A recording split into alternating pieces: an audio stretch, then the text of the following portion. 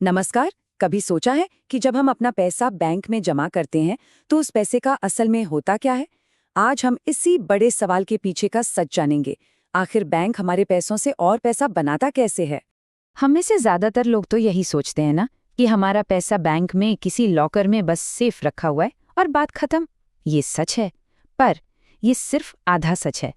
असली सवाल तो यही है, अगर पैसा सिर्फ पड़ा रहता है तो फिर बैंक हमें ब्याज कैसे देता है और खुद इतना बड़ा मुनाफा कैसे कमाता है?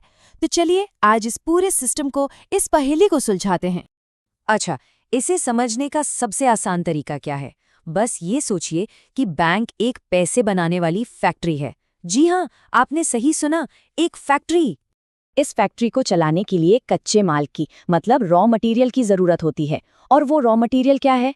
वो है हमारा और आपका जमा किया हुआ पैसा, यानी हमारे डिपॉजिट्स। और जाहिर सी बात है, बैंक खुद वो फैक्ट्री है, वो जगह जहां इस कच्चे माल यानी पैसे को प्रोसेस किया जाता है। और किसी भी फैक्ट्री की तरह इसका भी एक फाइनल प्रोडक्ट होता है, वो है प्रॉफिट यानी मुनाफा। बैंक का असली काम ही हमारे पैसे को इस्तेमाल करके अपने लिए मुनाफा बनाना है।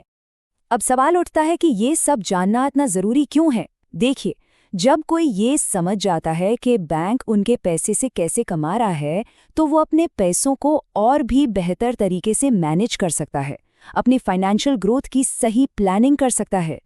तो चलिए अब इस फैक्ट्री के अंदर झांककर देखते हैं, पता लगाते हैं कि ये असल में काम कैसे करती है। इस फैक्ट्री का जो मेन इंजन है वो है लेंडिंग, यानी उधार देना। बैंक जमा हुए पैसे को होम लोन, पर्सनल लोन या बिजनेस लोन के तौर पर दूसरों को देता है।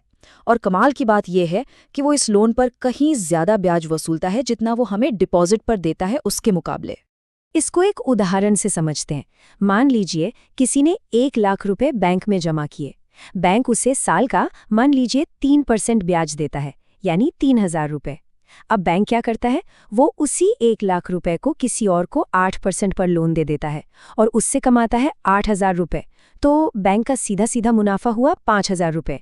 यही जो ब्याज का अंतर है ना, यही बैंक की कमाई का सबसे बड़ा जरिया है। पर कहानी यहीं खत्म नहीं होती। एक और बहुत जरूरी कॉन्सेप्ट है, फ्रैक्शनल रिजर्व बैंकिंग। ये एक ऐसा सिस्टम है जिसके तहत बैंक को अपने पास जमा हुए सारे पैसे को कैश में रखने की जरूरत नहीं है। उसे सिर्फ एक छोटा सा हिस्सा, जैसे 10 से 15% ही रिजर्व में रखना होता है। जैसा कि आप देख सकते हैं, जमा हुए पैसे का एक बहुत बड़ा हिस्सा, करीब 90% बैंक आगे लोन पर दे देता है। इसी सिस्टम की वजह से बैंक मार्केट में पैसे के फ्लो को कई गुना बढ़ा पाता है और साथ ही अपना मुनाफा भी मैक्सिमाइज कर पाता है। वैसे सिर्फ ब्याज ही नहीं, बैंक और भी कई तरीकों से पैसा कमाता है, जैसे एटीएम की फीस, डेबिट कार्ड की सालाना फीस, हर तरह की लोन प्रोसेसिंग फीस और तो और सरकारी बॉन्ड्स और दूसरी सिक्योरिटीज में पैसा लगाकर भी। ये सब उसकी एक्स्ट्रा कमाई है। चलिए अब आगे बढ़ते हैं और बैंकिंग से जुड़ी कुछ आम गलतफहमियों को, कुछ मिथ्स को दूर करते हैं। सबसे बड़ी और सबसे आम गलतफहमी यही है, ज्यादातर लोग मानते हैं कि बैंक का इकलौता काम हमारे पैसे को संभालकर सुरक्षित रखना है। जी नहीं, ये गलत है। जैसा कि हमने अभी देखा, बैंक का असली काम उस पैसे को काम पर लगाना है, उसे घुमाना है और उससे मुनाफा कमाना है। वो कोई तिजोरी नहीं, वो एक फैक्ट्री है। एक और आम चिंता जो लोगों को होती है कि अगर हमारा पैसा किसी और को लोन में दे दिया गया तो क्या वो रिस्क में है? क्या हमारा पैसा डूब सकता है? ये भी एक गलतफहमी है।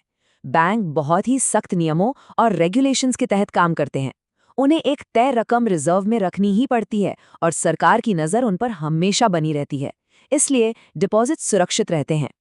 और तीसरी गलतफहमी कि बैंक में पैसा रखकर जो ब्याज मिल रहा है उससे हमारा पैसा आराम से बढ़ रहा है और हमारी ग्रोथ हो रही है।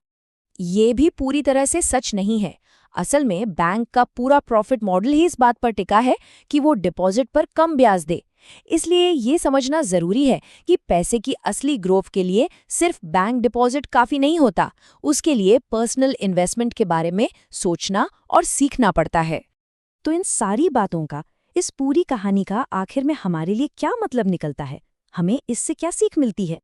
चलिए मुख्य बातों को फटाफट दोहराते हैं। पहली बात, आपका डिपॉजिट बैंक की प्रॉफिट फैक्ट्री का कच्चा माल है। दूसरी, ब्याज की दरों का अंतर ही उसकी कमाई का मेन सोर्स है। तीसरी बात, पैसा सेफ तो है पर उसकी ग्रोथ बहुत ही धीमी होती है। और चौथी और सबसे ज़रूरी बात, एक स्मार्ट फाइनेंशियल प्लानिंग के लिए निवेश के दूसरे विकल्पों पर भी गौर करना ज़रूरी है। अगर इस पूरी बातचीत को सिर्फ एक लाइन में याद रखना हो तो वो ये है, बैंक हमारे पैसों की एक फैक्ट्री है। हम उसे सुरक्षित रखने के लिए देते हैं और बैंक उसे काम पर लगाकर मुनाफा बनाता है। बस इस एक लाइन को याद रखिए और बैंकिंग को देखने का नज़रिया हमेशा के लिए बदल जाएगा।